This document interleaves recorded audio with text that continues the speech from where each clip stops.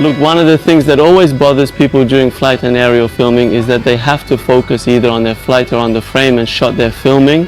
Well, many times it would happen that one of them would be sacrificed for the other, meaning the flight was sacrificed for the frame, or the frame and the shot they wanted was sacrificed for the flight they were performing. But in this program, I want to tell you something that has changed the game and will change all our flight rules and regulations from now on. You no longer need to worry about what frame and shot you're setting up. You just need to focus on the flight, and then you can easily have any image angle you want. I'm talking about the DJI Avata 360. The new drone from DJI that allows you to take 360 images. It's like you're using several cameras simultaneously and you can have the image of any angle you like. One of the reasons this drone is attractive is its 1-inch sensor that can deliver images in 8K quality, and you can edit your image through its app according to the frame and angle you want and get your desired output.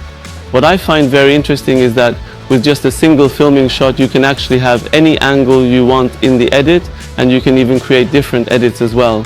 Because in the DJI app itself, you just need to select camera movement, and with the default modes it has prepared for you, you can choose and turn that image into several different images. Another positive point of this drone is that you don't even need to worry about the subject, because you can easily select your subject. It locks onto the subject, follows it itself, and that's it. You just need to press the record button.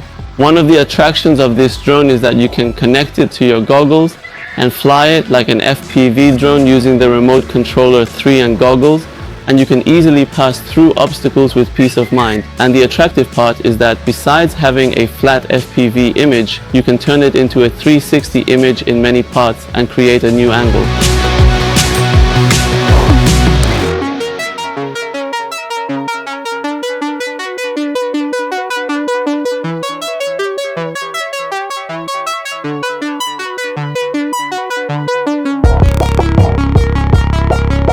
If I want to put it very briefly, this isn't a drone.